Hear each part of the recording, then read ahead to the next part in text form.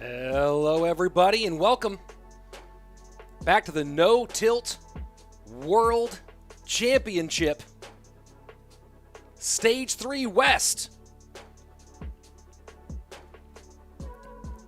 And there we go. We are live now. In case you guys were wondering what happened, here we are. We are up, ready, and super excited. Hello and welcome everybody. I'm RichSlaton, caster for Clash Royale League, here to talk you through the action and the No Tilt League or No Tilt World Championship Western Stage 3. We started with the 20-win challenge. Everyone had a chance at that one. About 3,000 people made it, both in the East and the West. 8,000 plus player brackets in the West. 8 gauntlets to run through.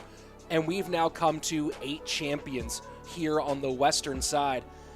And maybe some surprises on who got through and on who didn't make it, but let me tell you, everyone here had to battle through so many stages, not just a 20-win challenge winner, but on top of that, winning 8 best of 3s in a row just to get to the Western semifinals, and then 2 big best of 5s. And now we're here in the round robin stage. The No Tilt World Championship has 4 stages. Stage 1 was the No Tilt 20-win challenge. The winners are now in Stage 2, the qualifier brackets, where we have 8 East brackets and 8 West brackets of 1,024 players that will be streamed from semifinals to finals. The winners of Stage 2 will qualify to Stage 3, the group stage. We will have 1 East group of 8 players and 1 West group of 8 players that will battle in a single round-robin format. The 4 top players of each group will qualify to Stage 4, playoffs, and grand final, where these 16 players will battle in a single elimination bracket to become the new Clash Royale champion of the world.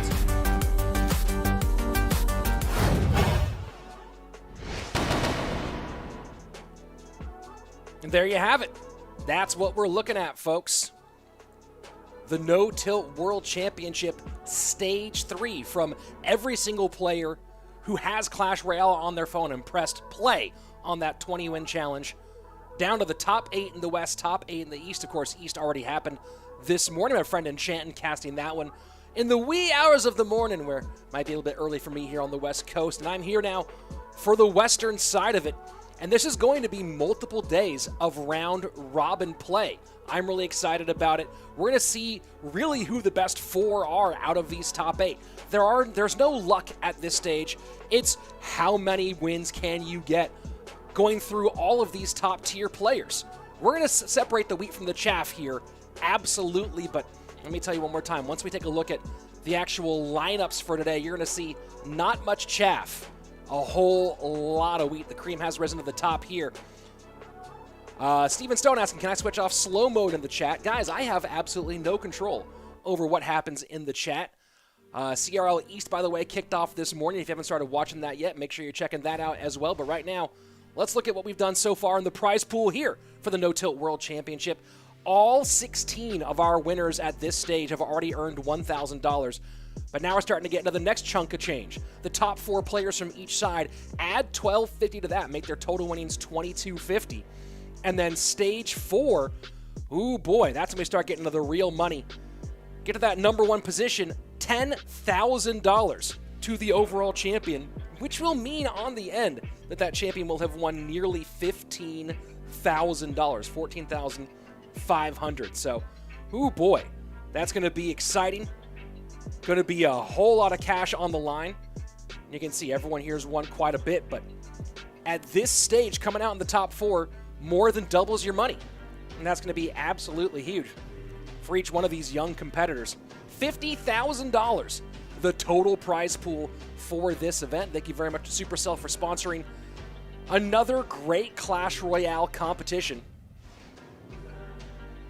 We're going to be getting to the action here in just a few minutes. We'll be showing you guys the bracket so you can see precisely what's going on and who's playing who. Not really a bracket anymore. We are in the round robin stage. What does that mean? All 8 of our Western players will cycle through their opponents.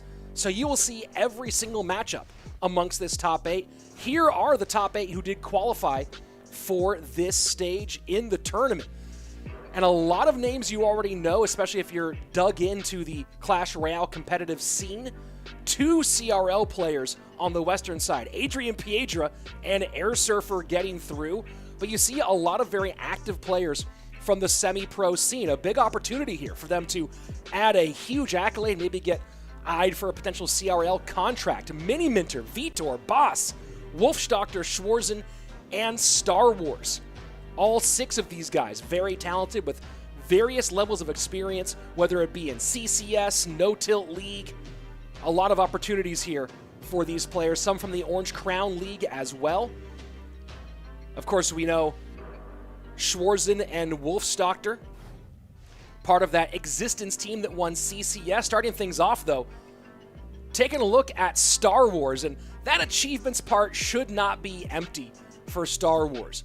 The guy's a very, very talented player, has been grinding in competitive Clash Royale for 4 years, just outside of that pro scene. I first saw him playing in Super League Gaming's tournaments a long time ago, and of course beat both RF and Lapo to get here. Boss, probably a fan favorite here in the chat. I'm expecting a lot of you here are rooting for Boss, who is now playing in CRL East with TTG. So congratulations, Boss, for your CRL Eastern debut. Big win for the squad earlier this morning, for me this morning. We'll see if he can keep that momentum going here in Stage 3 of the No Tilt World Championship. Double bait for Star Wars. Boss, Giant Skeleton, Hunter, and Princess to open up. Interesting choice here, going with the Tesla version of double bait. And should be Clone coming out from Boss. We'll see if he does it early, and he does. An aggressive early Clone. Log cleans up a lot of those skeletons, but that's not quite enough. Flying Machine, both the regular and the Clone ones, run wild on the right-hand side. 872 to open things up. And not where you want to be running bait, playing from behind. Always a problem for a bait player. Luke Smith, you can fix that by opening up the stream in your browser and pinching to zoom to make the gameplay part of it your full screen. There you go. So everyone in the YouTube asking about that. Open this stream up rather than in the app in your browser and pinch to zoom, and you can make the gameplay full screen in portrait mode. So this game number 1, unless Star Wars can pull off a miracle, already in the books here for Boss to open up. We'll see, of course, if he is able to hold on. More likely than not, though, in pretty good shape.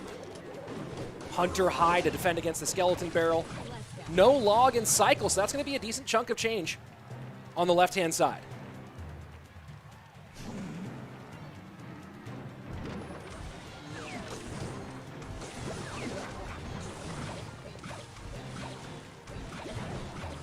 Boss here now starting to put a little bit of pressure back on, but after that big opening salvo, momentum has really shifted a bit, and Star Wars has been the offensive player.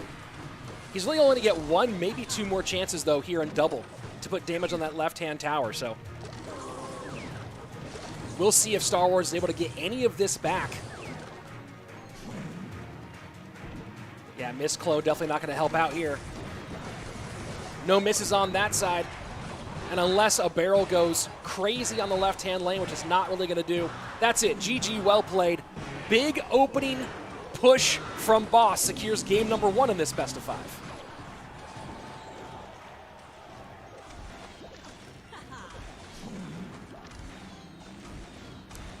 Color me wrong. Princess at the bridge putting real pressure on. Log only gets some of those. And Boss just not able to break through here. I called this one a little early, folks. That's going to be a lot of damage on the left-hand lane. Oh, my word.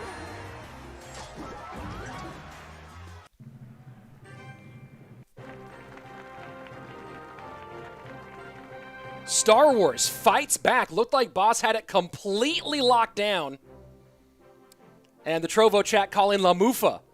Yeah, a little bit of a curse there from the caster.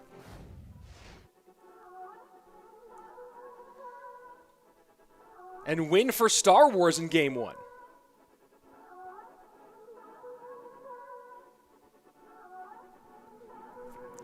Deep thought at saying fire the caster. Yeah, it might be my fault there to give Boss the curse in that one.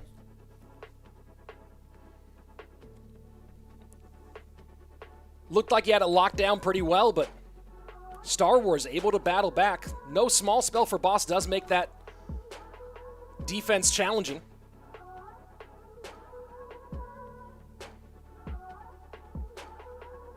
So we'll move on to game number 2 with Star Wars having the advantage at this stage in the event. Here we go, game number 2.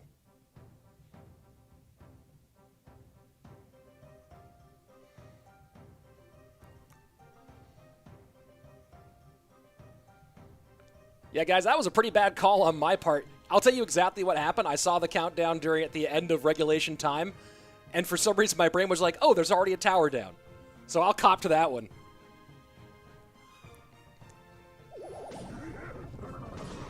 Every once in a while at the opening of a stream, you get a little lost. And yeah, I got lost there. Here we go, looking like RG for Boss. If this is the RG Skeleton Dragon deck, Fireball making it look more that direction.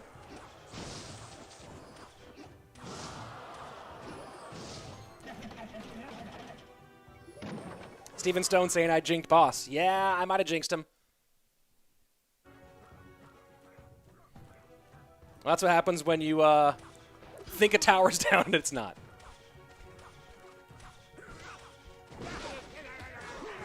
So Boss not running Royal Giant, and out comes the 6-man. And on the right-hand side of the screen, big Mega Knight push coming in.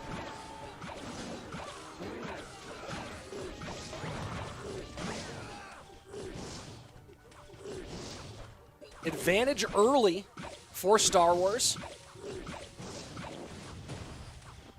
Boss might be going Ram Rider here with the Fireball, not Graveyard.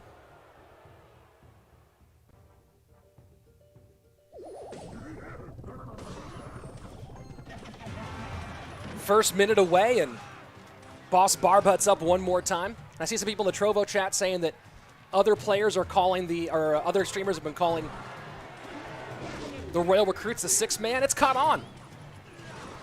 Big shout out to Jack from Fav Gaming for coining that term. 6-man official.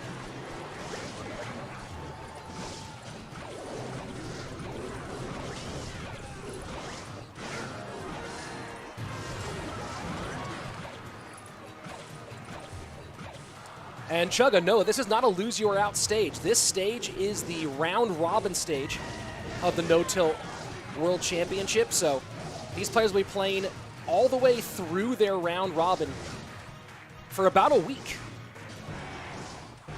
Running from today to Saturday. Every one of these 8 players will play all of their opponents. Game number 2 for Star Wars.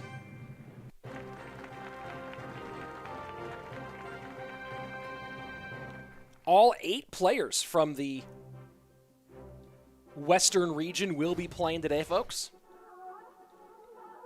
We'll be seeing the whole run of it. So if there's anyone you wanted to see who qualified in the West, guess what? Today's your chance.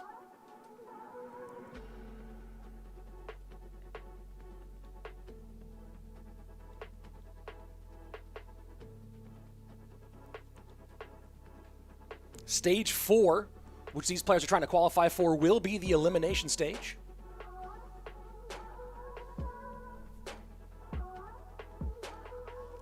But right now, these players all have a good chance to go the whole way through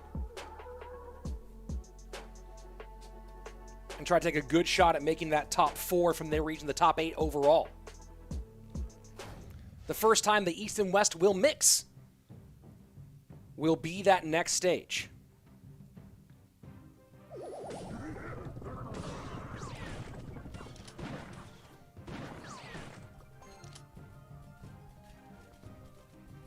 So Muskie's on both sides for the moment.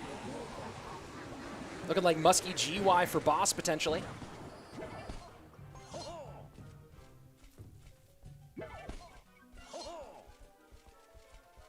Yeah, Boss has had a crazy sleep schedule, of course, playing in the CRL East this morning. It's going to be Muskie GY both directions. Star Wars had a heck of a coming out party, the last qualifier of anybody for this event. Having to beat both Lapakati and the God RF in consecutive BO5s. Currently on quite a run overall in this event.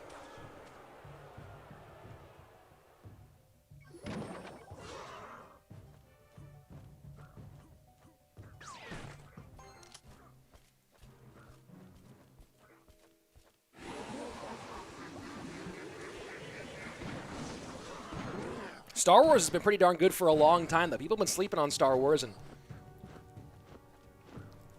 you know, I know a lot of the semi-pros were rooting for him in that final qualifier the other day. As I said before, I first saw him back in 2018, playing in the Super League gaming events, and he continued to play through those all through 2019.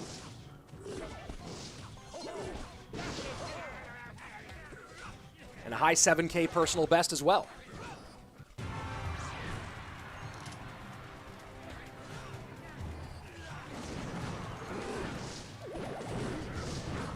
So pretty even matchup so far between these two at this stage.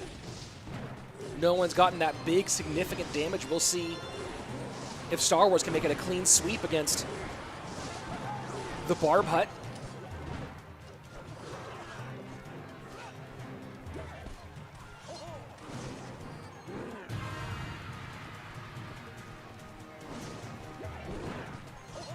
Final 25 seconds of regulation play. So far, Star Wars has been winning the bridge battle despite the pressure of the Barbarians.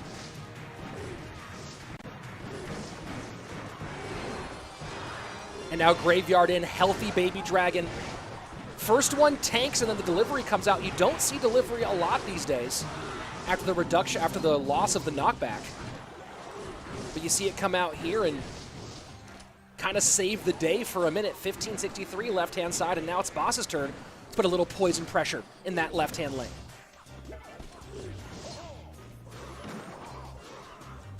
Not quite a mirror matchup here, but very similar looks from these two players.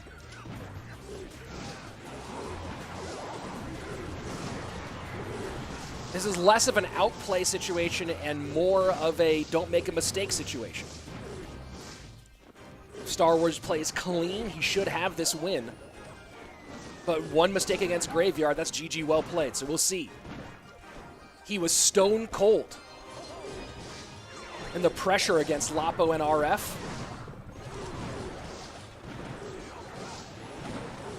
Playing well so far here. Poison will get value on the Musketeer and Tower.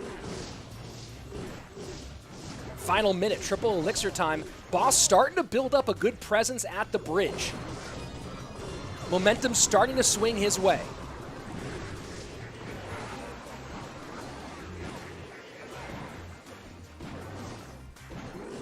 And with one Barbarian swing, that's going to be the lead for Boss. I don't know if Star Wars can get in a position to take this back at this stage. Boss should win game number 3 here, although, guys, I've already made one terrible call today and cursed Boss. Let's see if I can do it twice. I don't think so.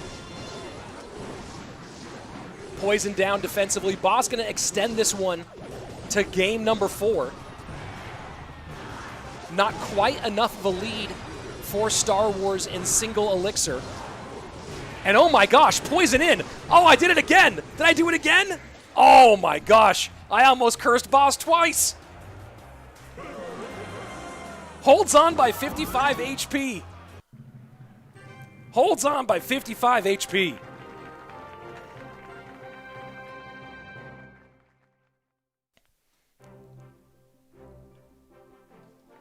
Well, that was craziness. That was absolute craziness. Star Wars, you saw near the end, he was trying to defend as efficiently as possible and find one good opening. And yeah, he missed that. So close. So close indeed. Yeah, Mikey saying in the Trovo chat, I'm lucky on that one. Ooh, boy. Yeah, guys, try not to curse Boss. I'm not trying to curse anybody here. At this point, I just should never say anything Boss is doing. The danger is too great.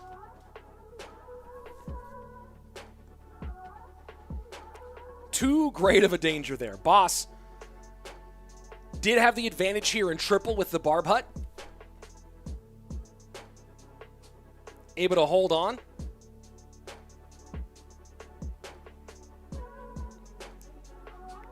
Jeremiah Otto saying, okay, never seen the Super League streams, never saw him near top ladder at season end. Yeah, I don't know Star Wars. I think Star Wars' best finish is... I don't know if he's ever had a ranked finish or not on ladder. I'm trying to remember if he has or not. I mean, he's had ranked finishes. I don't know if he's ever had a top finish. Yeah, best finish on ladder, 320 seconds. So has never cracked top 100 for a finish.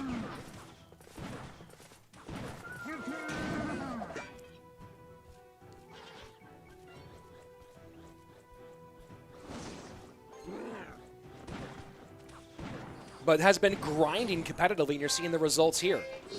Oh, looking like it's going to be Goblin Giant Sparky Rage here for Boss. And there you go, Sparky to the outside.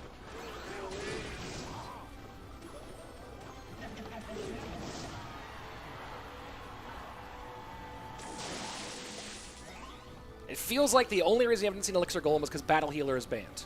Of course, Boss was the one to ban that.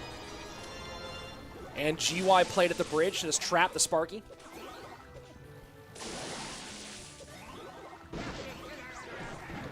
And Star Wars will come out on top on Elixir with this one, but aggressive. Going to be a Rage on top of this, I believe, from Boss on the right-hand side. We'll see. Nope, has to save it. No, decides to play the Rage. Thought he would save that, potentially defend against the Musketeer, decides completely ignore the Musketeer, and works out great for him. That's going to be tower nearly down on the right-hand side. Boss with a big advantage early, but don't say anything about anything here, Rich. Just say what happens, and don't say that Boss should get this one.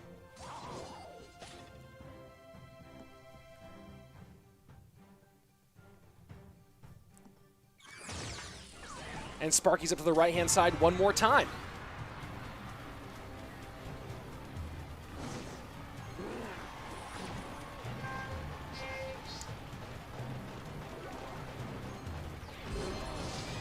Star Wars again playing Graveyard High against the Sparky. Cage for that Goblin Giant. Musketeer does force out the minions on the left-hand side. And a good Barb Barrel out of Star Wars to rip shield, and a nice piece of skeleton work as well there. Star Wars being forced to use Graveyard defensively. Again, we might see him try to lock this down. It is hard for Boss to get tower damage. Zap, the only direct damage, he's not going to start cycling zaps. That would be maniacal at this stage. And there you go, Sparky to the left-hand side. This is a good opportunity here for Star Wars.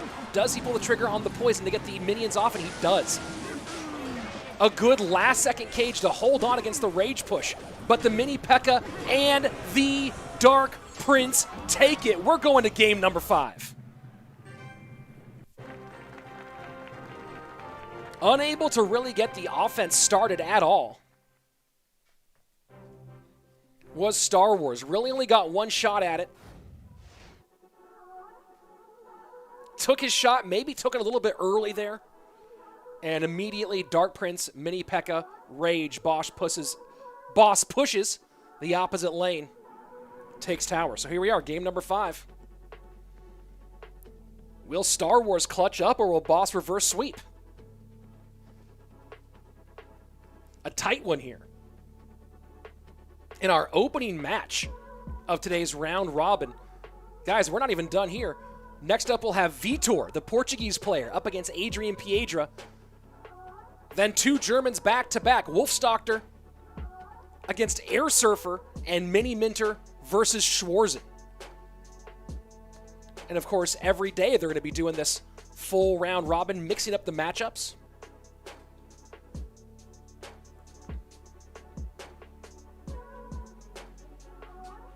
Deepfake Lapacati in the Trovo chat asking, what do I think about otters and storks? I think they are animals.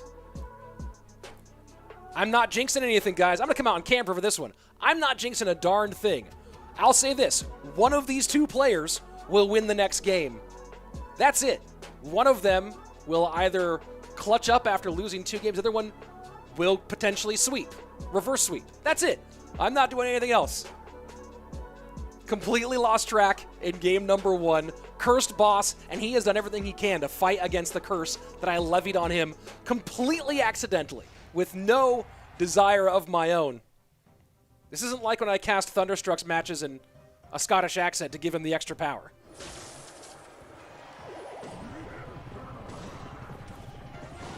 It looks like Boss might just be running it back one more time.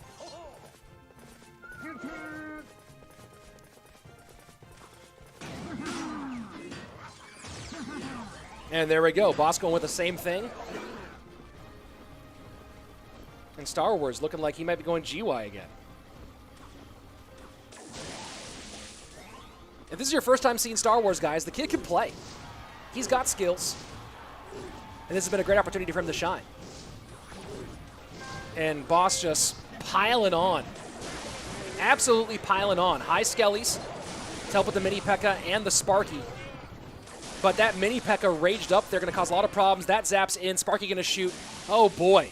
Oh, boy. Huge, huge opening moment. That's going to be 2 shots here. That's basically tower down, left-hand side. Boss with a huge opening minute of game number 5.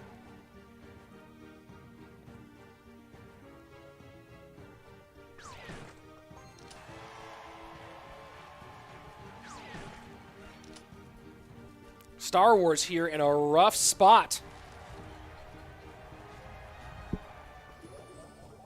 Boss with a huge advantage with just 90 seconds left.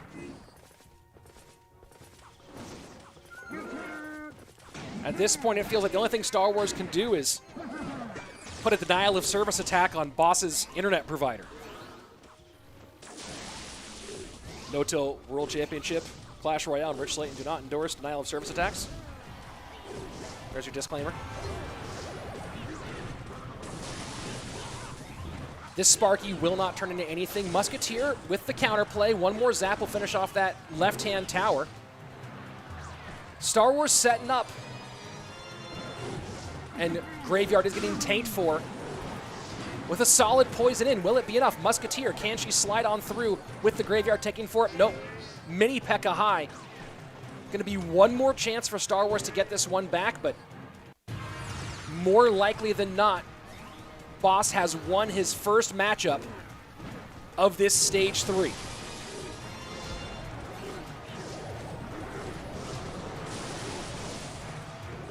Defensive rage there just to add a little bit more speed to the Goblin Giant and to the Princess Tower. Boss! Can I call it now, guys? Boss with the reverse sweep against all odds, including the caster curse. Wins his first match of stage 3. Star Wars has to be so frustrated. Guys, this is day 1 of stage 3. We are going through stage 3 every day this week through Saturday. Sunday to Saturday, 7 days of round robin play. So plenty of opportunities for Star Wars to come back and get into it. What a great start here for Boss. GG, well played. And that's got to feel good.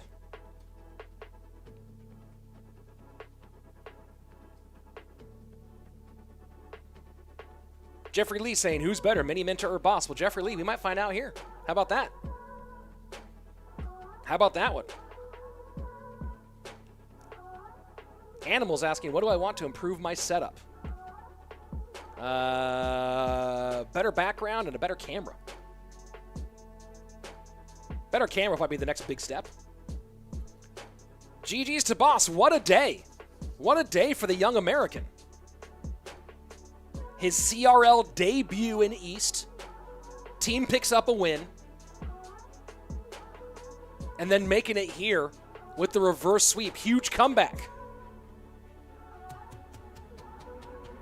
Gotta feel a little gutted here for his American counterpart in Star Wars.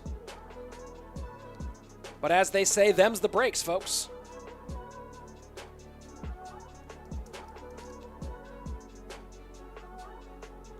We'll see how Star Wars fares tomorrow. His next matchup is going to be against Mini Minter. And tomorrow, Boss will be facing the Portuguese player Vitor. Both of whom we will see later today. Here's some of the action that we already saw. And this was my big... And guys, I'll tell you exactly what happened in this game. 5 minutes before broadcast, Mrs. Slaton was out feeding baby boy Slaton, dropped a plate, and I ran out there because it scared baby boy Slaton. He was crying, and I got here with 60 seconds to spare before we started broadcast. And on that first game, just thought that right-hand tower was down. My brain short-circuited for a second, and I completely cursed Boss. And obviously with that giant skeleton clone, no direct tower damage, Bait able to battle back. And then again in game number 2, just Lamufa comes in, but Boss is more powerful than that. Able to beat off the onslaught of attacks from Star Wars and weather the storm of a caster curse. By 55 HP, holds on against that graveyard. And then you know the rest. 1, 2, 3 in a row. GG, well played. So nobody moves on or moves out, guys. This is a round-robin format. All 8 of the players in West and all 8 of the players in East will be playing all week, all 7 days, a full round-robin format.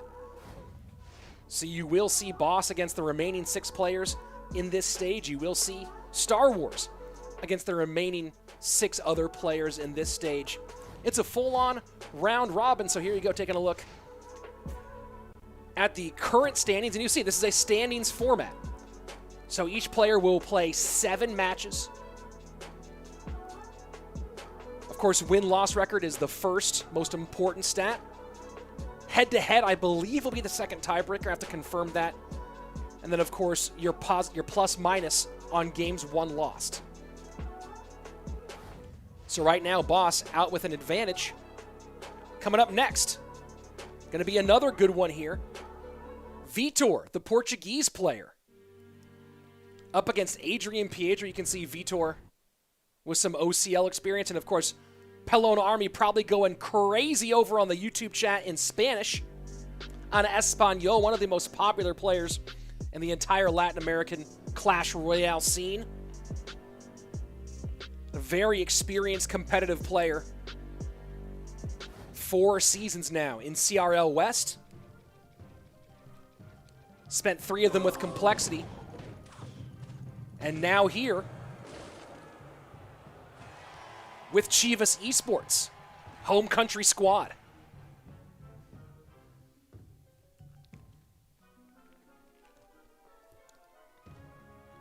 Slow start here despite some quick cycle from Adrian to open up, just maybe getting his hand in the position he wants. It used to mean that this used to always be, hey, some sort of beat-down decks, but not really anymore. Not at this stage in the game. A lot of people just don't want to be the first one to flinch. Vitor right now on ladder. Of course, it's still mid-season, but right now is 26th in the world. Personal best, 7.8K.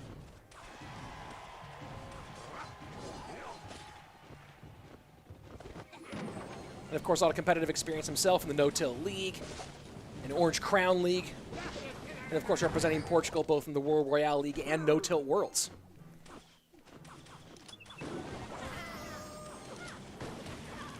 Heal Spirit pretty much everywhere right now in this game.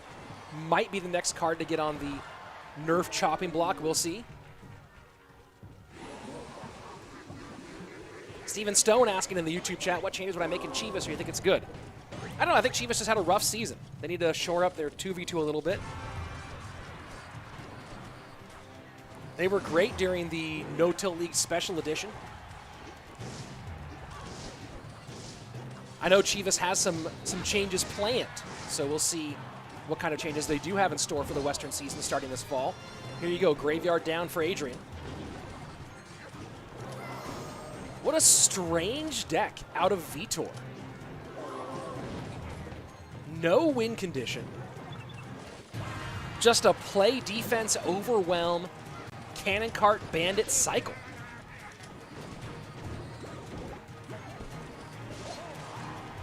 Domos asking, the bans stayed the same? I don't know, actually. Those do look like the bans from the last match. I'll go ahead and ask about that. If it was, the bans are not naturally the same. The bans are chosen by the players each match. And there you go. The bans did just update. It's 3M and eWiz. 3 Musketeers and Electro Wizard are the 2 bans for this one.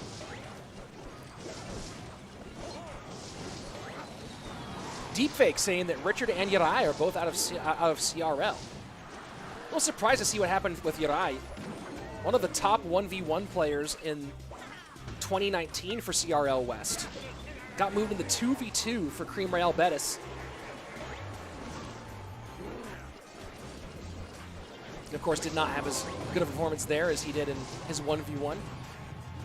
Owen saying Cannon Cart is the best win condition in the game. I don't know if I call Cannon Cart a win condition, but it's a really solid support troop that can, of course, lock on tower, but does not target tower directly. That would be one of the most interesting possible changes. If Cannon Cart directly targeted tower, that would be weird. I think it's best the way it is, though. Ruben asking, did Misfits sign anyone? Of course, big news in CRL West. Razor, star player for Misfits in the offseason, has now signed with Team Liquid to join that all-powered, that super-powered roster. The defending world champions trying to shore up some defensive or some 2v2 issues and give another great player for head-to-head for King of the Hill. With that pickup in the offseason, want to defend that world championship. adrianpiedracr getting good value to the point that I do not really understand this deck out of Vitor. And I guess the idea is just to overwhelm, get a Cannon Cart connection maybe, but a complete no-win condition deck from Vitor. adrianpiedracr going to win this one fairly easily.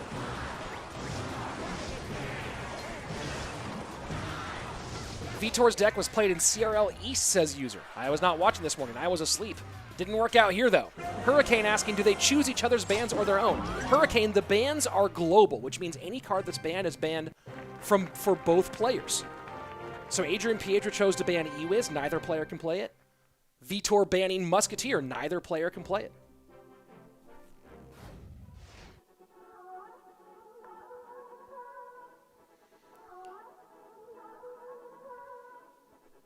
So there you go, stats provided by Stats Royale. Don't know what your next chest is? Go to Stats Royale, they'll tell you. Didn't Vitor ban 3 Musketeers? He did ban 3. I don't know if he banned 3 Musketeers or Musketeer. Interesting. That ban graphic has changed a couple times. Guys, maybe a couple little technical difficulties over on the production side of things. I'm just here casting.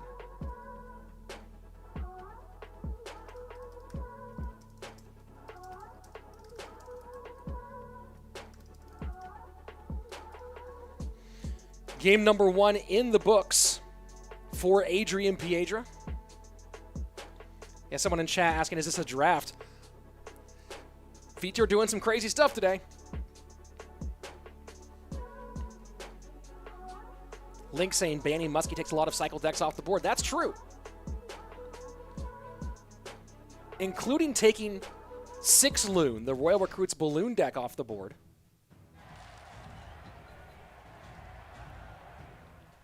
Guys, if you have not yet, go ahead and subscribe to No Tilt here on YouTube.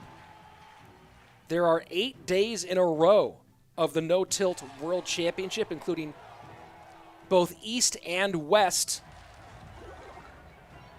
for this round robin stage 3, the top 8 in the West and the top 8 in the East. And of course, Sunday, this upcoming Sunday, a week from today, the finals, where the top 4 from the West and the top 4 from the East will meet to play for that $10,000 prize. And as long as you're subscribing, subscribe to my channel on YouTube as well. Lots of Clash Royale competitive content.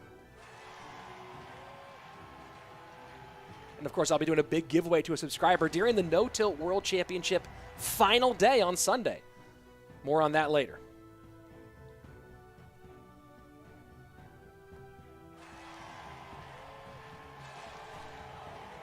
So another slow start here between these two. We'll see what Vitor has decided to do in this next one.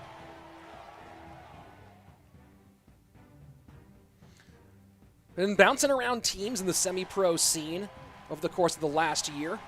Played for LA Gaming in the Clash Contender Series, where they got 4th overall, number 1 in the European, and then 4th in the world.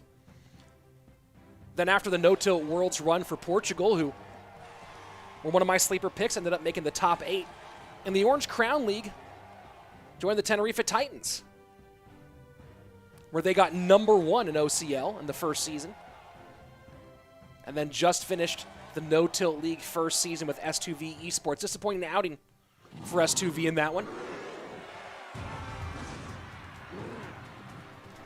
Steven Stone, I said next year? What did I say next year? Next year what?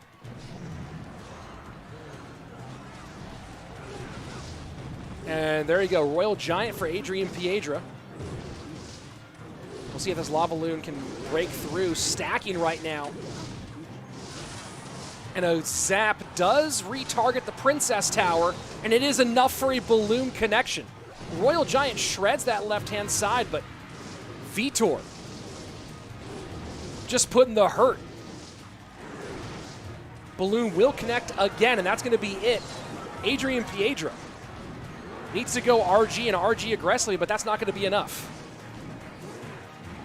Final 15 seconds. Vitor's got this thing all locked down. 1-1 after 2 games between Adrian and Vitor. Interesting long wait here for Adrian in this one. Maybe it was a starting hand situation. Maybe he put Vitor on something different.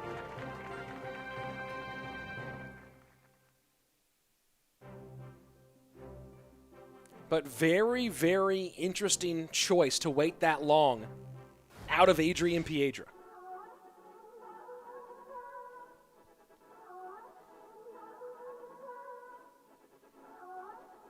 Miner came in, and the zap was just enough to get that balloon to sneak through. Inferno Dragon, plenty to burn down the RG on the right-hand side. Vitor gets an easy one in game number 2.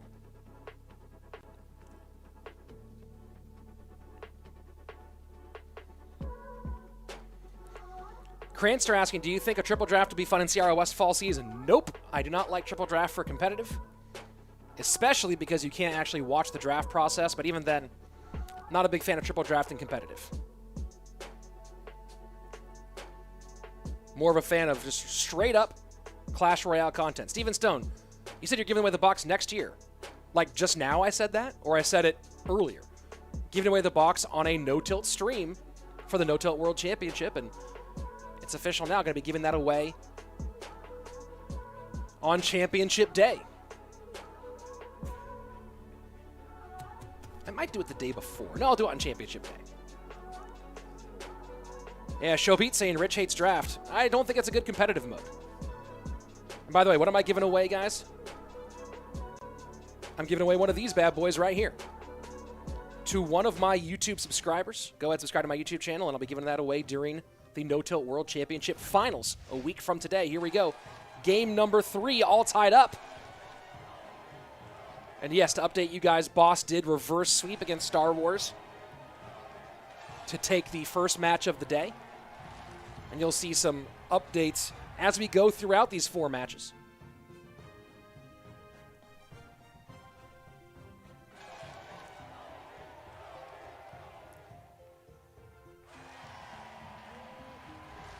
So the 3rd slow start in a row for the Aztec Eagle and Vitor. Very interesting the way these two have played this one today. A lot of staring matches here.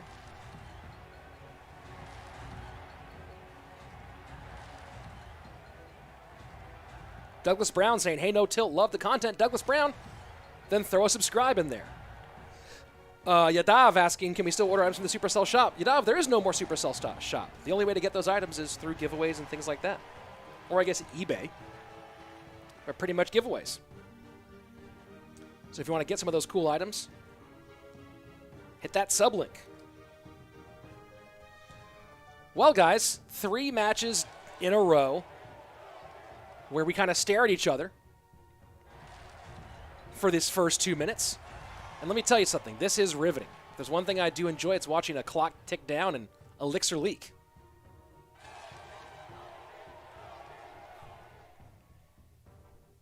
Well, Steven Stone, to answer your question, I'm doing giveaways because giveaways are a thing you do. And yes, I'm doing it for my YouTube because it increases the subscribers. Not a big detective move there, Steven Stone. Good fireball from Vitor to get that Skeleton Dragon split.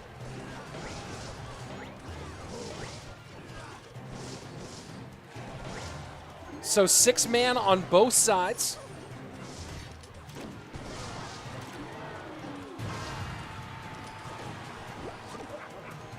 Very, very interesting. And it's going to be a big, slow, dual-lane pressure battle. Ram Rider comes through for Vitor. adrianpiedracr gonna have to get the... Nope. Hunter does not stop the Ram Rider connection, all raged up. So Vitor with the lead as we go into sudden death overtime. Healthy barb hut, protected by the fireball. And now 6-man, 3-3 split, same thing for adrianpiedracr.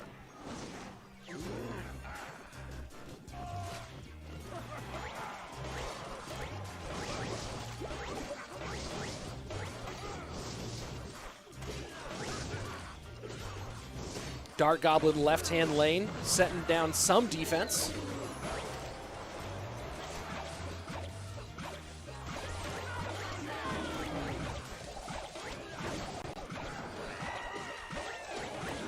adrianpiedracr, a lot of these pieces here are part of Balloon Cycle, the 6 loon. But of course, Musketeer's normally part of that. She's banned. Hunter may be a substitution in here, but Skeleton Dragon's not typically part of Balloon Cycle. Could be Pigs or RG, maybe.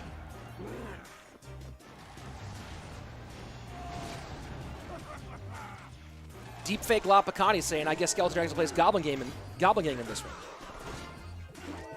Maybe.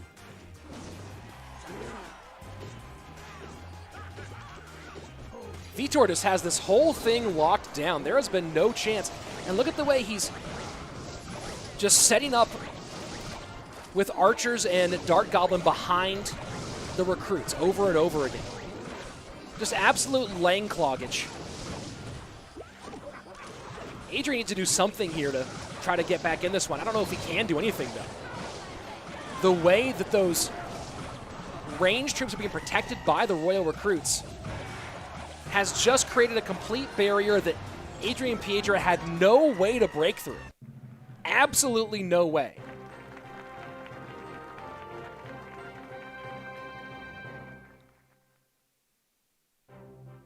That Dart Goblin value was insane.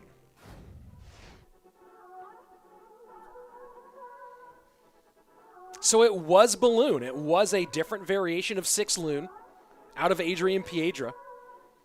But between the Barb Hut, Dart Goblin, Archers, Fireball, and Skeleton Dragons, just never saw a way through and was forced to play too much defense. The way that Vitor stacked archers and dart goblins behind those royal recruits was really nasty. And again, I don't know why adrianpiedracr waits until double elixir here. Jorgen asking that same question in Trovo chat. Really not sure about it. Cranster asking questions. My favorite card. Favorite card is Ice Golem. I think it'd be fun if 7 elixir replaced in CROS fall. I don't like the idea of party modes replacing standard modes in CRL because there is no competitive format for those party modes. 2v2 being the one exception, but 2v2 really could use some sort of truly competitive mode in the game, and we'll see if maybe Clan Wars brings that. Clan Wars 2.0. But there is no competitive pool for 7 elixir to be played and tested and stuff like that. When is CROS starting? Asked Avinash Reddy. It's going to be starting this fall. Boom, there you go. And again, guys, I'll show you what I'm talking about. I'm going to be giving away... Oh, never mind. Let's go right into the gameplay. Forget the giveaway. Let's do gameplay.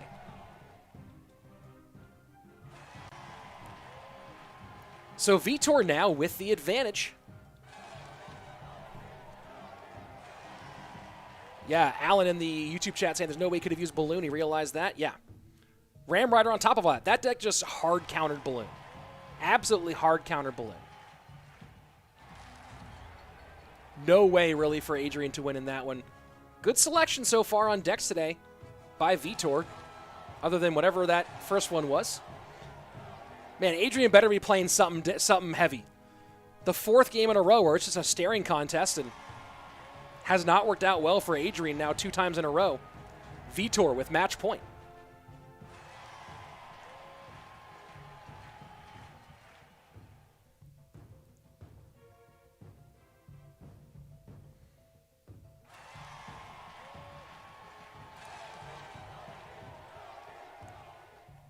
I am so curious about Adrian's deck selection here. He was phenomenal in his qualifying round. Really, really great in his qualifying round. And it's so fun to see a veteran like this playing at his top level. People forget kind of how good Adrian was in Season 1 of CRL. Playing for complexity. People really do forget just how good he was that season. Absolutely nasty in the 1v1. And then kind of been up and down in CRL West in 2019. Having the 1v1 set move to set number 3 behind King of the Hill, I think did hurt Adrian a little bit. Playing in good form to make it to this stage. Hurricane, thanks for the sub. I do really appreciate it.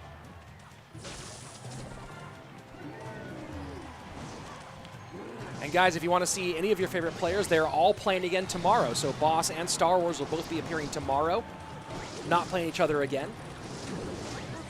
So Lavaloon Miner a second time for Vitor, and a second time early big-time connections for the Portuguese player.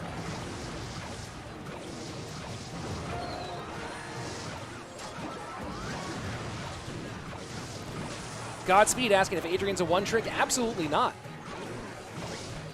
But certainly struggling here in this one.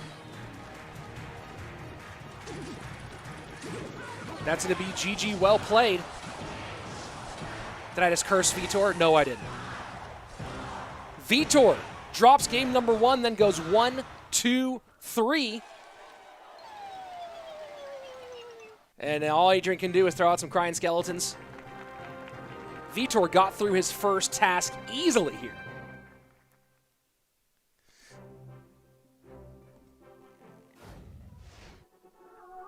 So there you have it. Stats view of the final game. Just took 1 Lava Hound, 1 Balloon. Vitor absolutely demolished in that one.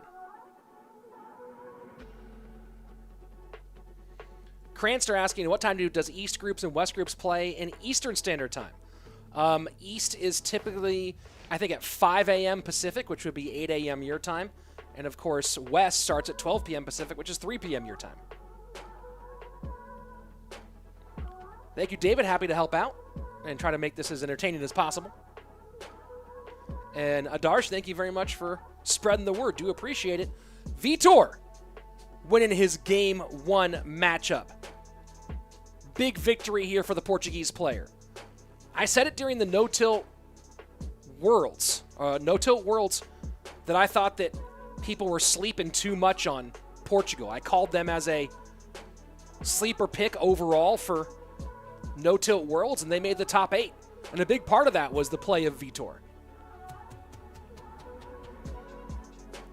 So first big out here for the Portuguese player. Tomorrow, Vitor faces against Boss, who also is 1-0 so far in the competition. Adrianpiedracr will go up against his former teammate in airsurfer on tomorrow's broadcast. Of course, airsurfer coming up next against the German Wolfsdoktor. Deepfake pointed out in the Trovo chat that I did call both Portugal and Romania in No-Tilt Worlds. I did. One of the better prediction videos I've ever done. And yeah, a lot of people in the chat saying F por El Pelon. Yeah. Rough start here, but 6 more matches to try to get back in this one. So there you go. GG, well played, Vitor. Moving on to 1-0. Adrian falling to 0-1.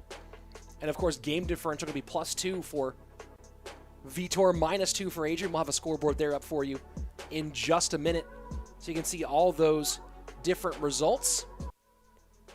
And of course, as I was talking about, I almost showed it there earlier, but give it to you now. This is the giveaway I'm doing to a YouTube subscriber on my channel. Go ahead, sub to my channel, and you'll be in for the drawing on that, which will be at the end of the No-Tilt World Championship. And of course, don't forget, if you're on YouTube, to sub to this channel here for more great Clash Royale content, including everything that's happening between now and next Sunday. So as you see, ooh, a little mistake there on the scoreboard. A little mistake there on the scoreboard. It should be the other way around. So I'm sure that they will get that repaired. So just in case you were curious, it's Vitor, who is 1-0 with a +2, and Adrian, who is 0-1 with the -2.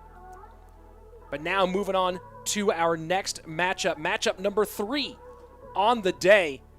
Airsurfer, who has been on fire in 2020, really taking advantage of this year, up against the German Wolfsdoktor, who's a big part of this collection of talented young players out of Germany. I mean, they really are putting out a huge collection of top-tier up-and-comers out of Germany, and Wolfsdoktor a part of that. Of course, Schwarzen also in this event. Don't forget Faust, also a talented young German player. Steven Stone, what are the requirements for a country for No-Tilt Worlds? I don't know.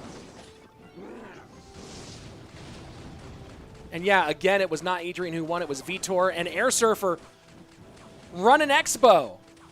One of the best to play it. If you watched the global tournaments, the original ones, where there was no win limit, airsurfer put up, I believe, at best 136 or 138 wins in one of the original world global tournaments. Takes tower on the right-hand side.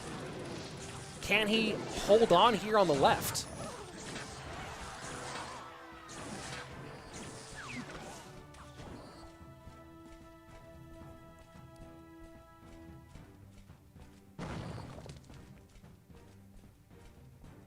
There was no win limit, Neptune, in the original, not a win limit. In the original global tournaments, the matchups were just random.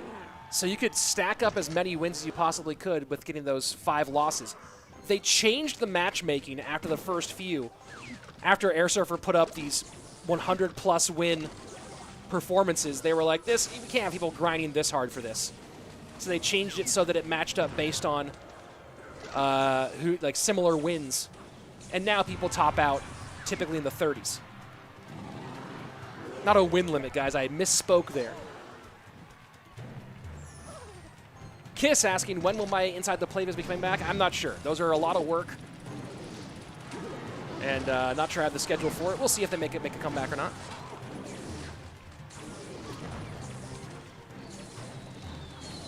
airsurfer trying to keep it locked down here with 35 seconds left. but going to lose this tower on the left-hand side. Going to be playing with an X-Bow on the unguarded side. So now the question is, can airsurfer play enough defense? Maybe get a sneaky X-Bow here with not a lot of ground troops for the German. And there you go. This is the hard part, though. Barbs do go for the surround. X-Bow does connect.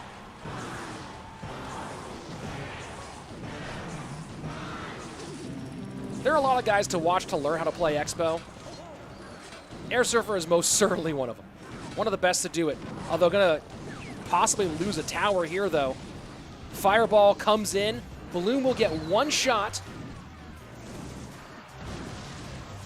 And just like that, the German takes the lead.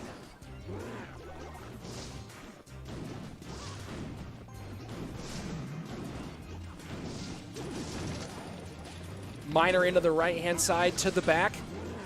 More concerned about the balloon right now is airsurfer. X-Bow does connect, and that's a big-time connection for airsurfer. 549 to 579. This gets tricky here. Yeah, X-Bow high, it's what he has to do, but the Inferno Dragon's still alive. X-Bow will not get a ton of damage. That Inferno Dragon causing huge problems. That Inferno Dragon might be the reason why airsurfer loses game one, and it is. Man, a 1 Elixir Inferno Dragon gets tanked for by the Lava Hound, and that ends up changing things. Airsurfer nearly battled back from that one.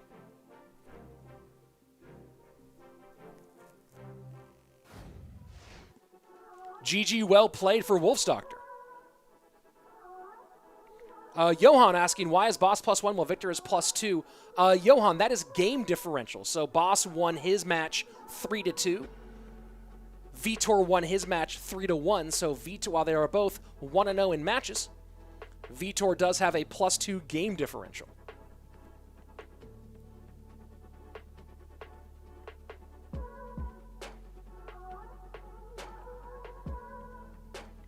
So airsurfer did his best in that one, nearly took it.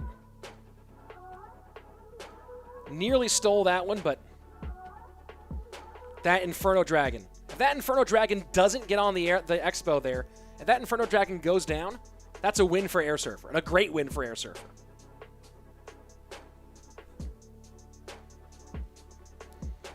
Interesting how much more popular 3.0 X-Bow is now than 2.9. Of course, if you know 2.9, typically it's an Ice Golem rather than a Knight. But it's been all about 3.0 lately. Here we go. Game number 2, the German with the advantage.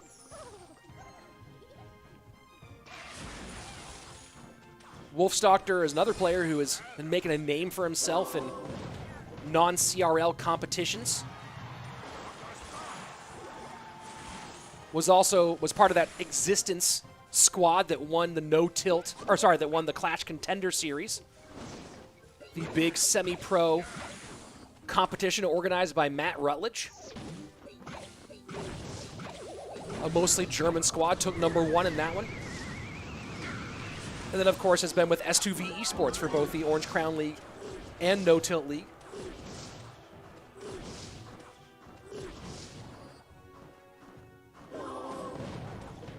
So interesting Hog Cycle deck here from airsurfer. Up against what appears to be Graveyard from Wolfsdoctor.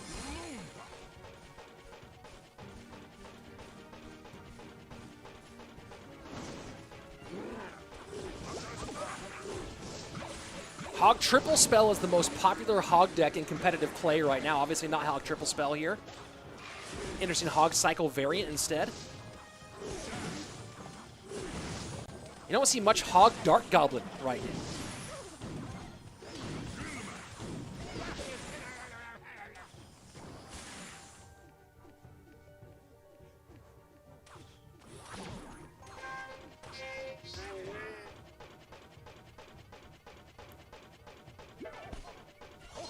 So here we go, double elixir time, and of course the longer this goes, the better it is for the Graveyard player.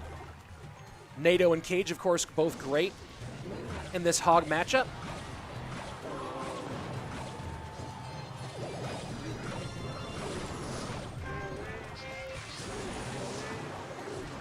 And look at that Late poison placement in by wich, trying to predict maybe a Dark Goblin coming out from behind King Tower. Doesn't come out there. Airsurfer holds on to the small green dart shooter.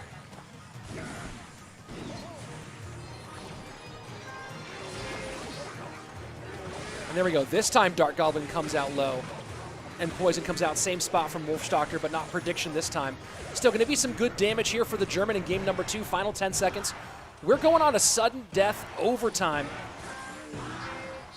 And the longer this goes, the better it gets for wich.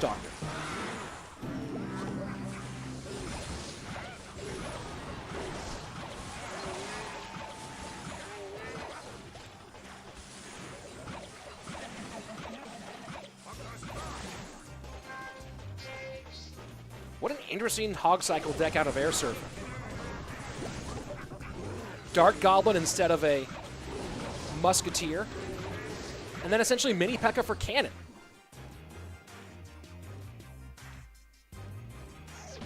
Gus asking, Rich, is this me? Yes, this is RichSlaton, caster for Clash Royale League. Here to help you guys talk through the action on this No-Tilt World Championship Western Day 1 of our penultimate stage. Log goes for a prediction on the inside, I think. What are you trying to predict there? That must have been a misclicked Log.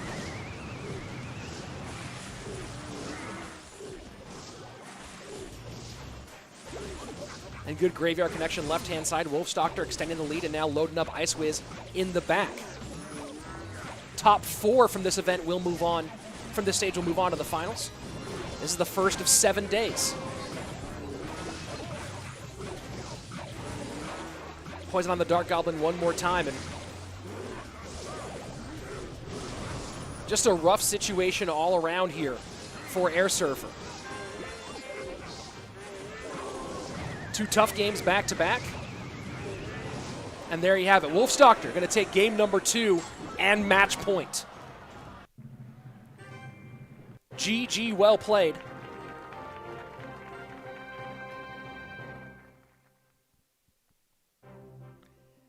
So, just to give you guys some context, the top 4, out of this stage, there are 8 players in the West, 8 in the East, both playing in a round robin. After these 7 days of gameplay, the top 4 from the West and the top 4 from the East will move on to the final stage a week from today, next Sunday. I saw someone in the chat asking about the giveaway. This is the giveaway he's talking about. Be giving away one of these during the finals next Sunday to a subscriber from my YouTube channel. So go ahead and subscribe to me on YouTube and subscribe here to the No Tilt YouTube page to make sure that you don't miss the giveaway next weekend. So there's your answer, Eruption.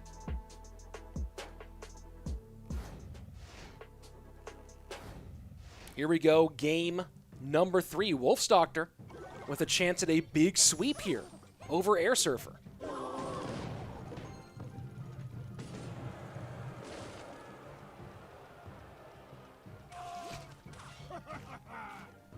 Bans are Muskie and Heal Spirit. And Airsurfer looking like he's going 3.0 Expo one more time.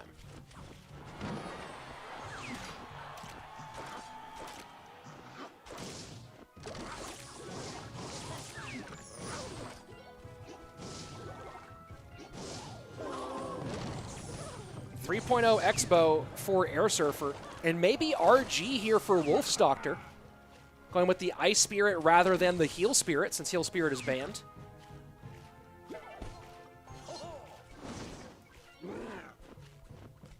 Thank you, Jay Kells. I appreciate everyone in the chat there. Gus, Kells.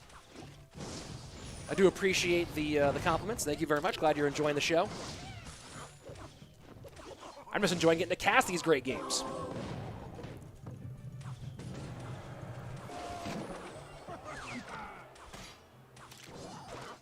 So you see Airsurfer not getting aggressive with the Expos in this one.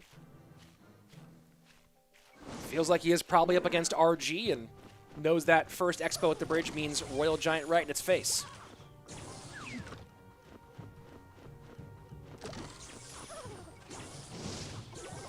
You don't see a lot of 2.9 or 3.0 Expo these days. Not in competitive. You know, typically it's gone towards Icebow.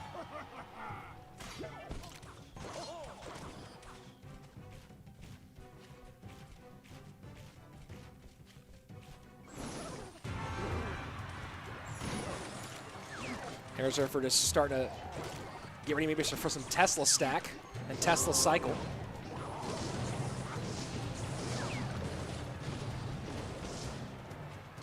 And so far, it's just been pretty much spell cycle defensive. Expo sets up for airsurfer now that we're in double. And RG goes opposite lane. So Wolfstalker knows he can get back to another one, knows that Expo was not going to be played at the bridge right then, sets up Royal Giant right-hand lane. We'll see if he's able to break through or not. That's a good fireball out of the German. Royal Giant will not break through, but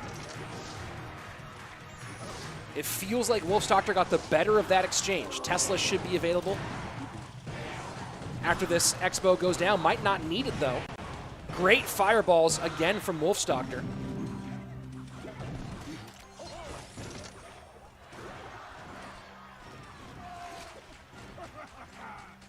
Expo down, and RG right and ready. Let's see if Wolfstalker tries to do anything about this Tesla.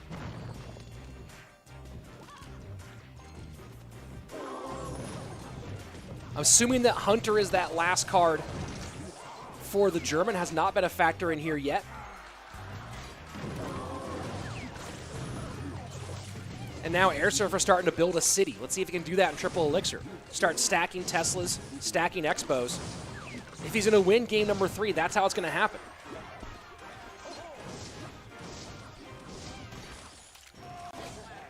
Wolfstalker chipping away at his lead. 1710 left lane, 1767 right-hand lane. All it takes is one good connection, though. And here you go. You see airsurfer stacking Tesla number 1. Wolfstalker not even playing a Royal Giant, just sitting back.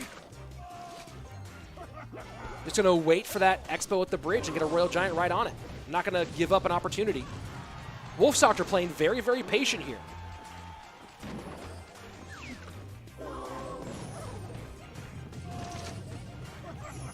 And Expo does finally come down. RG in front. And that Expo's going to do nothing here. The question is, can airsurfer get back to another one and take advantage of this Tesla stack? Doesn't feel like it. 27 seconds left.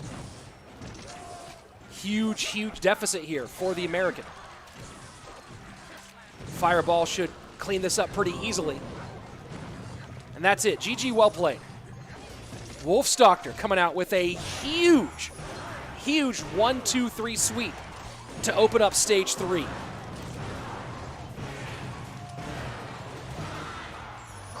Great job for the German. A little surprised to see airsurfer go to the 3.0 well twice in a row. But Wolfstalker played that perfectly. Never got overly aggressive. Got spell damage early. And just sat back and made sure Expos did not connect. That was it. That was the game for him. Spell cycle, get value from the logs and the fireballs. And stop Expos from connecting. Very, very well played by the American.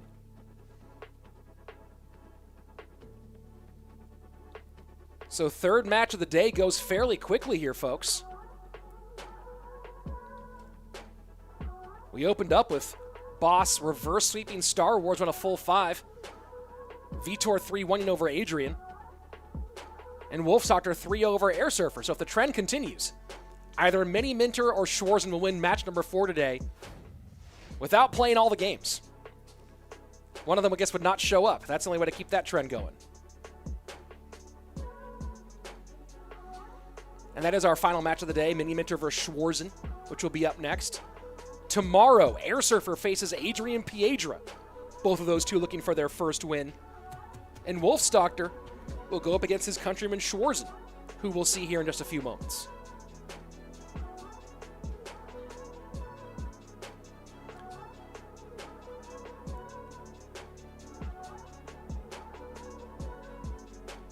Got to go through 7 best-of-5s now.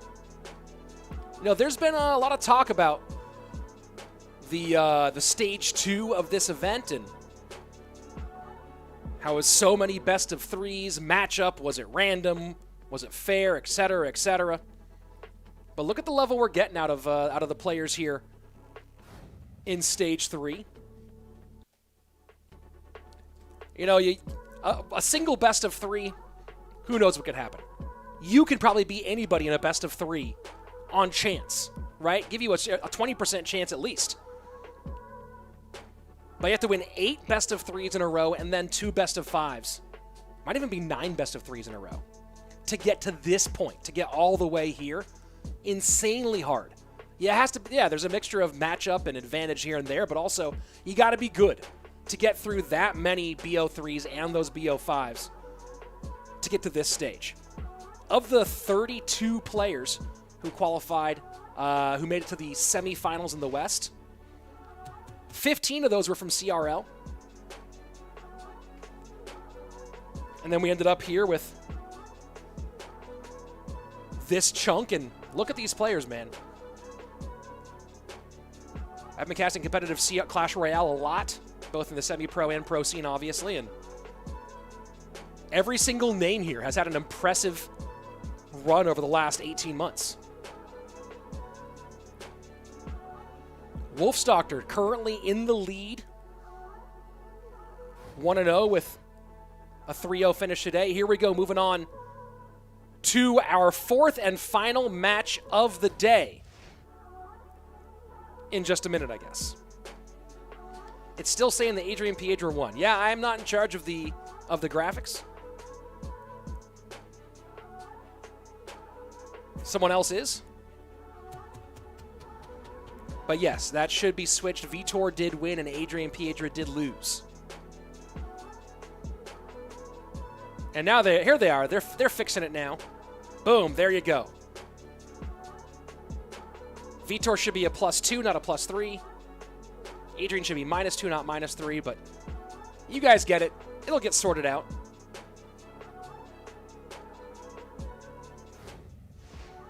Here we go, our 4th and final matchup of the day. Will it be a forced forfeit if one person doesn't show up? Yeah, that would be the case. If you don't show up for your match, you forfeit.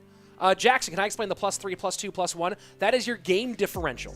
So the plus-minus is game differential. So today, Wolfsdoctor won 3-0, so he currently has a +3 game differential. And here we go. Mini Minter versus Schwarzen. And Schwarzen is definitely, I mean, there's a lot of players, a lot of talented players here to watch in this event. Schwarzen, though, has been on a tear as of late. Between his performance here in the No Tilt World Championship, what he did in the AMG Cup. Very excited to see Schwarzen here. Mini Minter, very, very talented as well. This is going to be kind of a nasty matchup. These are probably I would say two easily of the top 10 semi-pro players in the game right now. Either one of these guys has a good chance at moving on to our next phase.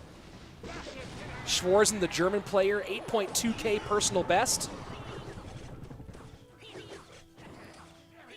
And as I said before, has been very, very good. Helped take No Tilt, the Team Liquid Academy to 3rd place in the No Tilt League first season that we just finished.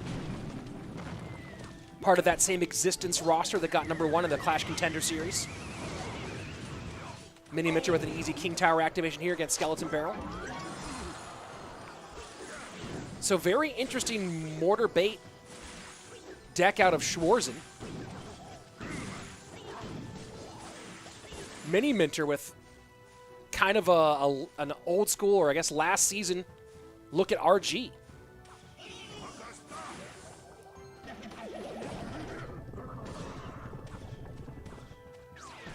Mini Minter has been no slouch in competitive play alongside his opponent today in Schwarzen. Has been getting top finishes in the top 8, including a #2 finish for the Moreno Cup 4 back in 2018. And of course, also playing in the No Tilt League this season with Space Station Gaming Academy, taking second place. And Mini Minter with a very, very long competitive history, all the way back to RPL 2 in 2016.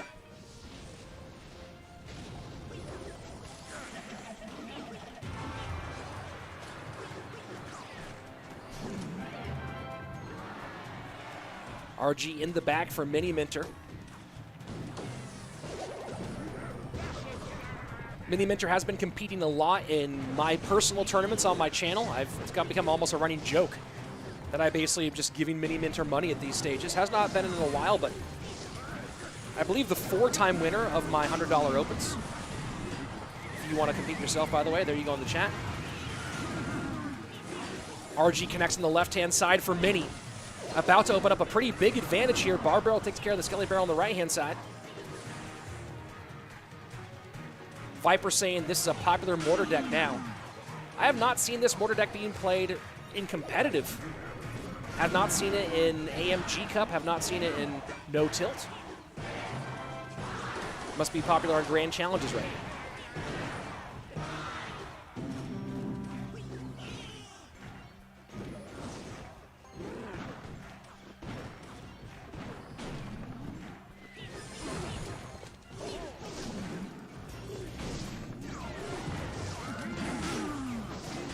RG down left-hand side, not going to break through against this mortar. Final minute 40 here of sudden death overtime. And Mini Minter sets up Royal Giant in the back one more time. So despite the King Tower activation, damage still getting through for Schwarzen on the right-hand lane.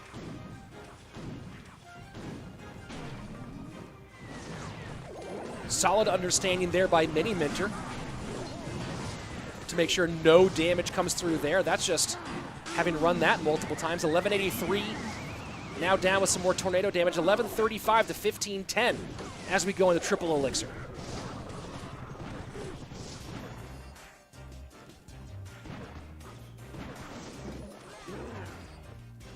Mortar down. Mini Minter decides to RG right into the mortar rather than kite the RG, kite that mortar and RG to the opposite lane. Looks like Mini just choosing to just play some defense here. Plays for Peru, lives in America. Of Peruvian descent is Mini Minter. And now RG pressures opposite lane. Cage Bar Barrel gonna not do enough on the right-hand side, but doesn't really matter now. Mini starting to put another advantage over Schwarzen.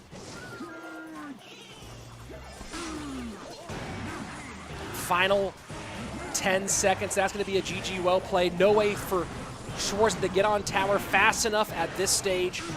Easy early King Tower activation for Mini, and at that point, defense was pretty much just locked down.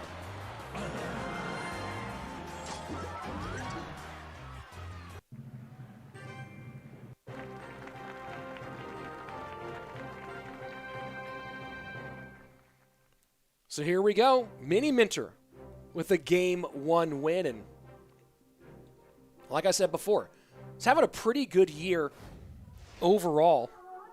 Been very active in this 2020 season.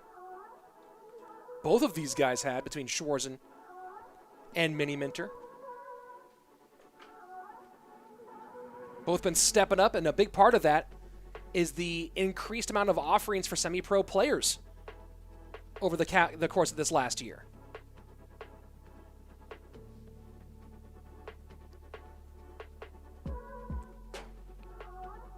And again, for those of you who do want a chance to compete yourselves, there are lots of ways to compete.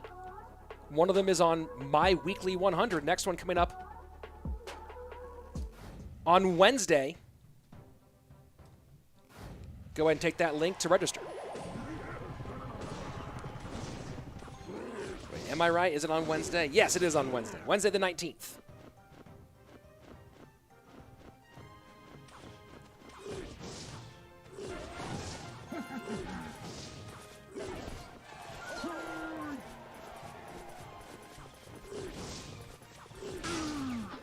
So very different from our earlier match, where we saw adrianpiedracr and Vitor take pretty much the full first 2 minutes every time to just stare at each other. It's been aggressive early openings from Schwarzen and Mini here so far.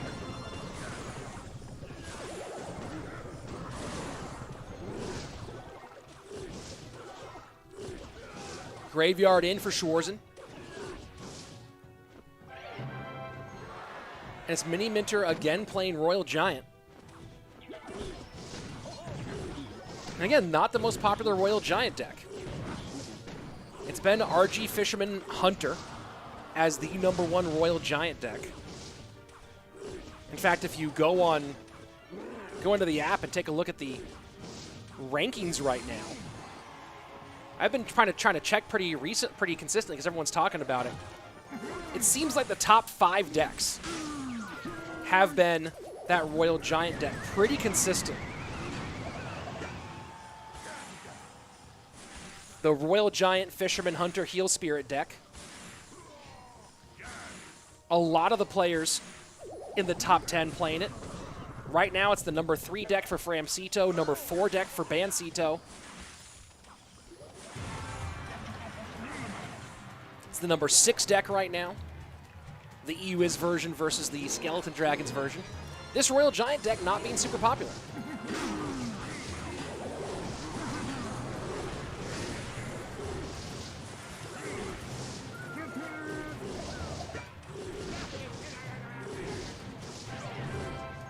Royal Giant down at the bridge here for Mini Minter. Bomb Tower in defense. And what a great knight there from Schwarzen to protect that Musketeer a little bit longer. That forced the Tornado to come out on defense, on offense for Mini.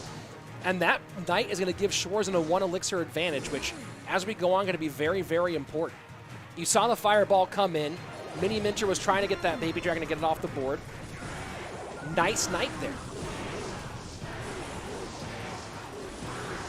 So there's a pressure Dark Prince in the opposite lane from Schwarzen, or from Mini Minter. Schwarzen now does have the lead, takes advantage of that 1 elixir that he gained.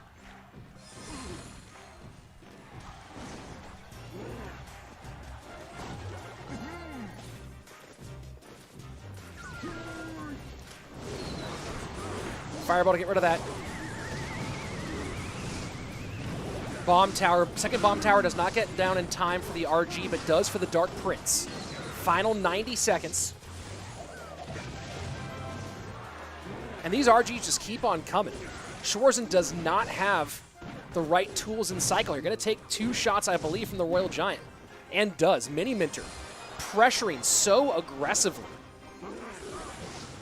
Trying to not give the German a chance to get a good graveyard push going. And so far, this is working.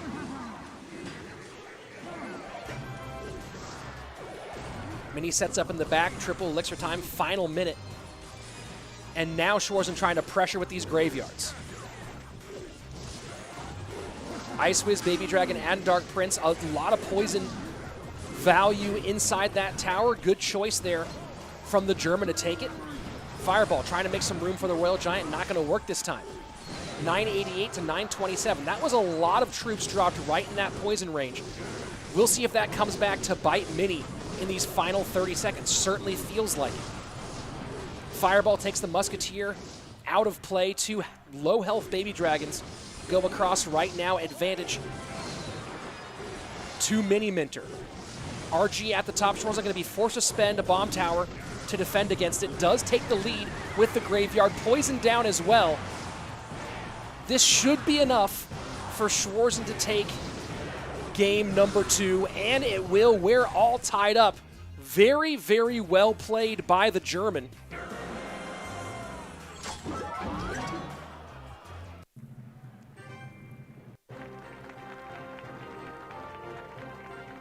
GG, well played. Very, very well done by Schwarzen. Schwarzen. The Knight began to swing the momentum back towards the young German player. Protected the Musketeer just a little bit more to be able to hold up on defense.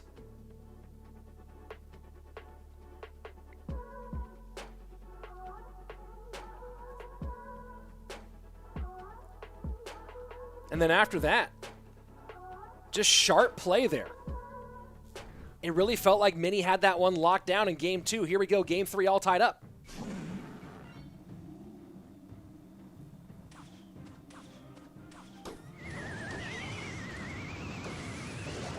And Mini does not get the King Tower activation. Misplay from Mini Minter against the Skeleton Barrel to open.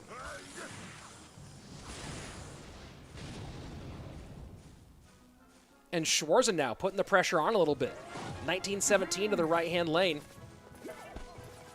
Looks like Mini going RG one more time here. And it is. Mini Minter loving Royal Giant today and loving these not super popular variations at the moment. Fireball not going to get the Royal Giant on tower. Mini are honestly looking a little bit off in this best of 5. This time we'll get the King Tower activation.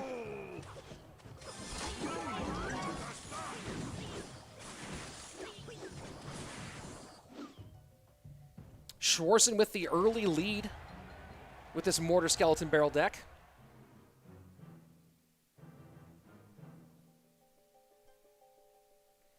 Very interesting here.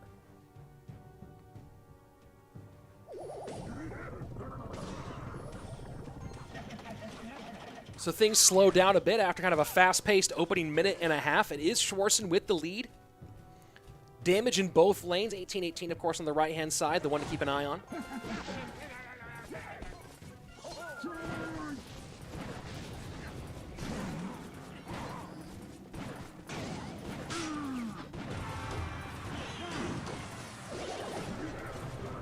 So at this stage now, Mini Minter does have a pretty solid ability to lock down on defense.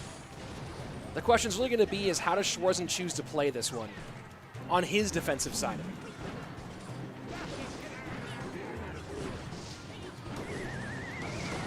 it? It's going to be very difficult for Mini Minter, for Schwarzen to get much damage on tower between the Barb Barrel and the NATO for defense against the Skeleton Barrel. He shouldn't really be getting mortar connections here. Not to mention the cage.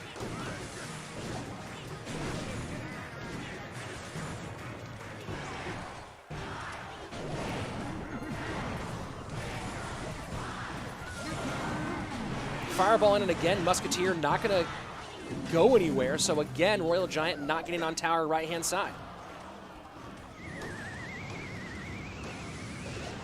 One thing to keep in mind here is that every other Skeleton Barrel, pretty much, every second or third Skeleton Barrel, Schwarzen will get drop damage on that right-hand side, most likely. And just continuing to add to the lead right now.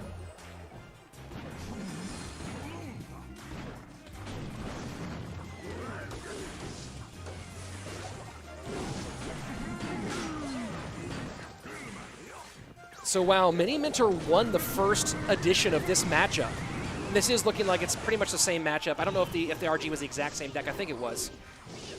Schwarzen with a really solid adjustment. You got to wonder, though, how much that initial NATO miss might have been a factor here.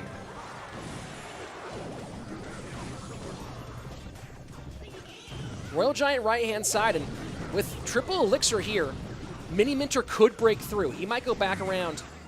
We might see Mini set up RG low and then back to a second Royal Giant. I don't think we will.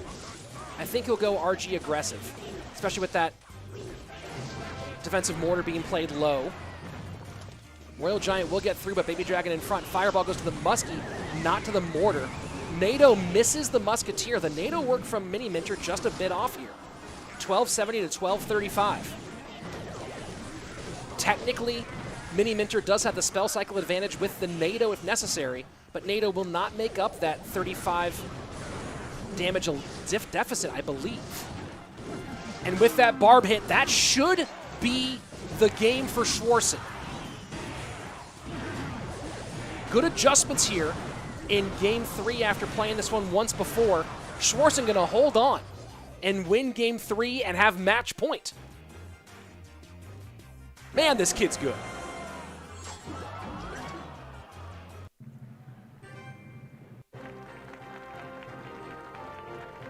Schwarzen is worth paying attention to, guys. That's what it comes down to. The kid's worth paying attention to. Definitely on the short list of semi-pro players making their case to get looked at a little more closely. And of course, you can bet that all 6 of the semi-pros playing on the western side of this, or I guess not, oh, I guess 5 of them, Boss now playing with CR and CRL East. So let me correct that here. The 5 non-CRL players on this western bracket, all of them really hoping to make a big splash here at this event.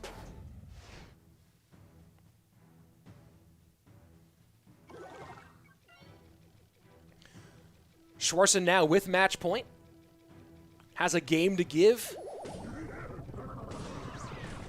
We'll see if he needs it. Mini Minter just a little off that last one. Cranster, I cannot show you the standings because I am not in charge of the broadcast. I'm just getting a clean feed. It will be shown after this match. Mini Minter might be running 6 Loon here. Musketeer, Heal Spirit, Fisherman. Looking more and more like that. The Royal Recruits Balloon deck. That's what I mean when I say 6 Loon and looking like it. Have not seen, and there we go. Ewiz does come out for Schwarzen. And we might see recruits in response to this mini P.E.K.K.A. There you go. Recruits played high.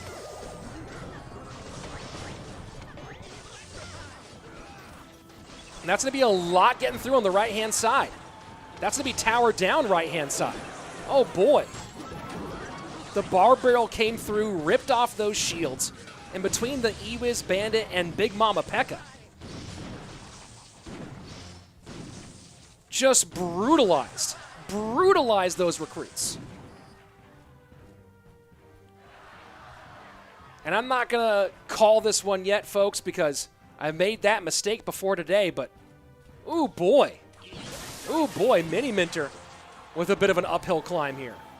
And by a bit of an uphill climb, it's a sheer facing wall with a handhold and a half and a frayed rope.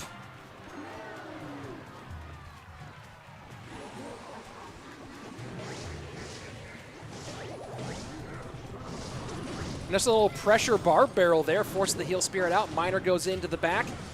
Lumberjack does not pick it up. 334 remains.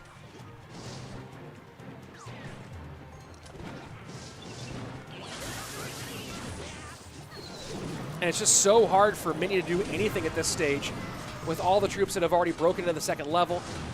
Can't set anything up, and there you go. Schwarzen with an easy 3 crown.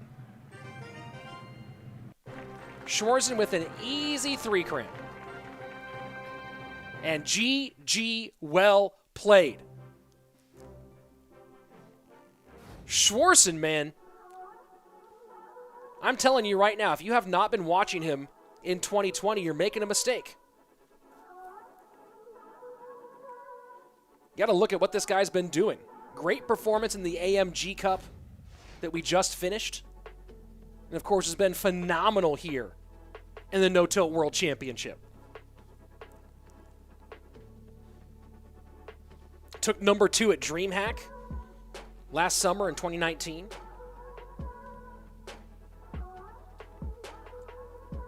I don't know what they're doing in Germany for Clash Royale, but it is producing some talent.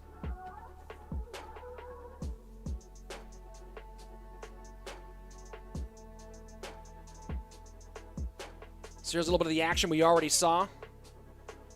First time this matchup played, Mini Minter just had it completely locked down. Seemed like he had Schwarzen's number. And then game number 2, Schwarzen made 2 or 3 really, really good plays. That ended up giving him the win.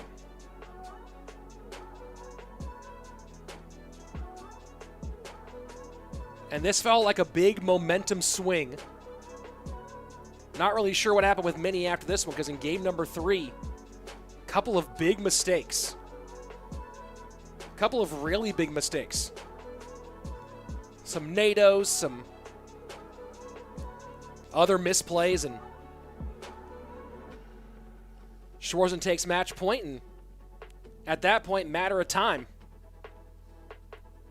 And this last one, Mini Minter goes 6 Loon.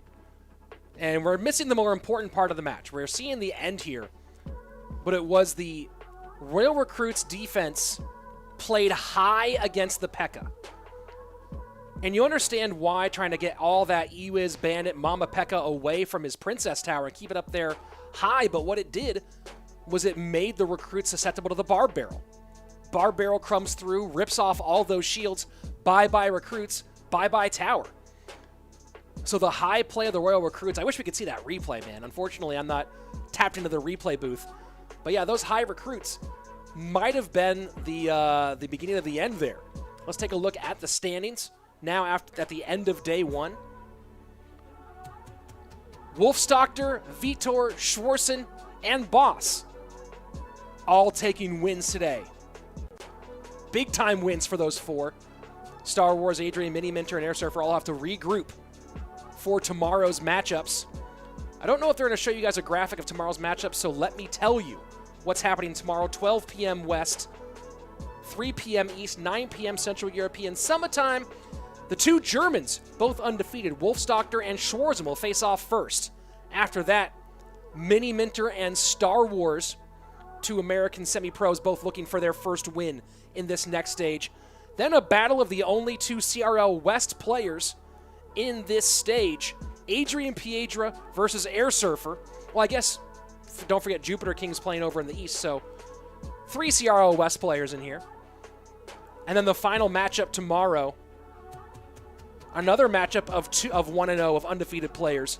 It will be the American Boss taking on the Portuguese player Vitor. And of course, Boss tomorrow playing without having to wake up early to play in CRL East. So if this is how he played when he's exhausted from playing in the morning, we'll see what he's like completely well-rested and ready to go. So those are your matchups for tomorrow, folks. And again, if you haven't already, make sure, of course, that you are subscribing to my YouTube channel. Subscribe also here to the No Tilt YouTube channel so you don't miss any of the matches. We have the No Tilt World Championship Stage 3 going today through Saturday, and then finals next Sunday. And of course, subscribe to my channel, link in the chat right now, for a chance to win this box. It won't necessarily be these exact items, but this is representative of the kind of items. I'll be giving one of these away during the No Tilt World Championship Finals to one of my subscribers to my YouTube page. And if you do want to get a chance to play yourself, guys, there are plenty of chances to play competitive Clash Royale. Of course, the semi-pro scene expanding more and more here in 2020, but also chances to play and win cash on your own. Download Geyser, and you can play in my next $100 open tournament, which will be this Wednesday, the 19th. I might have to adjust the timing, though, so I don't conflict with CRL West. So that start time might be pushed back to not conflict with CRL West. I'll let you know, but go ahead, download Geyser, and you can go ahead and play in those tournaments. Also, CWA, Clash with Ash, offers tournaments on Geyser as well for Clash Royale. Chances to win cash every single day with open tournaments for you. And of course, in some of my open tournaments, sometimes it's just casual players, sometimes it's big-time semi-pros, sometimes it's big-time pros. 2 weeks ago, the finals was Igor and Lapicati, so you might have a chance to prove your mettle. Some of you guys in the chat saying that you're as good as these players? Well, show up on Wednesday, see if they show up, maybe you have a chance. Guys, that's it for today's No Tilt Western Stage 3 first round. We'll see you back here again tomorrow, every single day, same time, same place, for the No Tilt World Championship for everyone at No Tilt. And of course, Clash Royale. I'm RichSlaton. See you guys soon with more of the No Tilt World Championship.